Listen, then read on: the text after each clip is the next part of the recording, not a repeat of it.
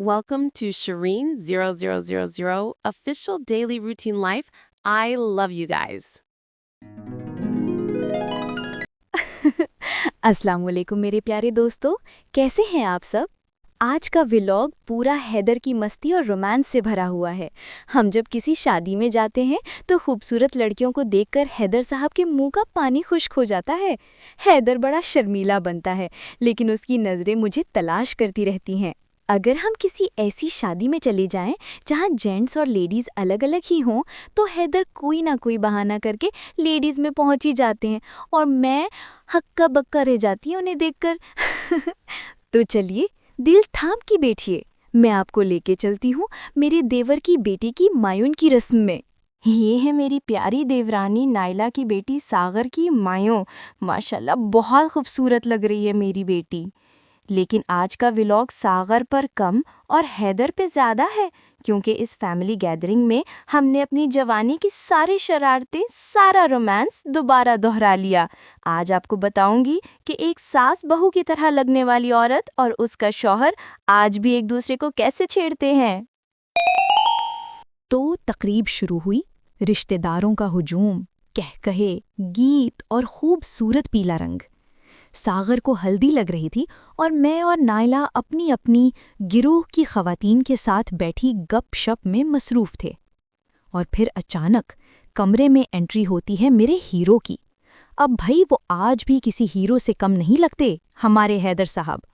जैसे ही वो आए, सब खवातीन ने खुसर फुसर शुरू कर दी और मैं अपनी इस उम्र की संजीदगी का लुबादा ओढ़कर बैठी रही।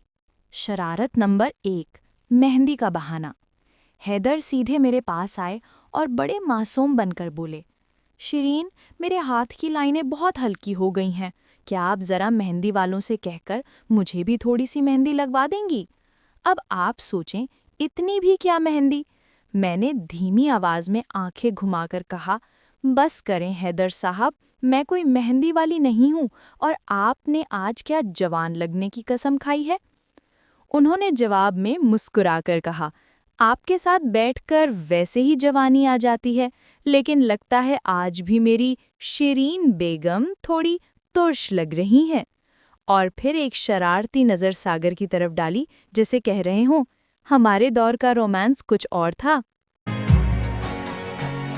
जब सागर को हल्दी लगाने की बारी आई, चूंकि मैं रिश्ते में बड़ी भाभी हूँ, मैं भी गई। जब मैं हल्दी लगाने लगी तो हैदर भी अचानक मेरे पीछे आ खड़े हुए।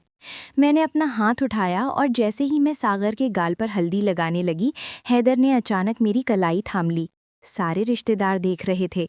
उसने बहुत धीमी आवाज़ में मेरे कान में सरगोशी की, ख्याल रखना कहीं सारा पीला रंग सागर को ना लग जाए, मेरा हिस्सा भी बचा कर रखना है। इस हरकत पर मेरा चेहरा लाल हो गया, सबके सामने। मैंने उससे हाथ छुड़ाया, हैदर साहब, ये आप क्या कर रहे हैं, सब देख रहे हैं। तो वो मुझे आंख मारकर हट गए और जाते जाते मुझसे एक खाली प्याला लेकर बोले, आप बहुत थक गई होंगी, चाय पिएंगी, मैं बनवा कर लाता हूँ। और ये है उनका प्यार करने का तरीका, जहाँ छेड़ते हैं वहाँ ख्याल भी रखते हैं।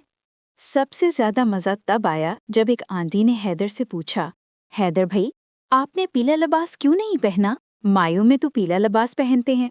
हैदर ने एक नज़र मुझे देखा और फिर सबकी तरफ रुख करके कहा, जी हाँ। हैदर ने मजमे की तरफ देखकर कहा, असल में शिरीन ने आज इतना पीला लिबास पहना है कि हम दोनों का कोटा पूरा हो गया है। अब अगर मैं भी पीला पहन लेता तो इस तकरीब में कोई और रंग नजर ही ना आता।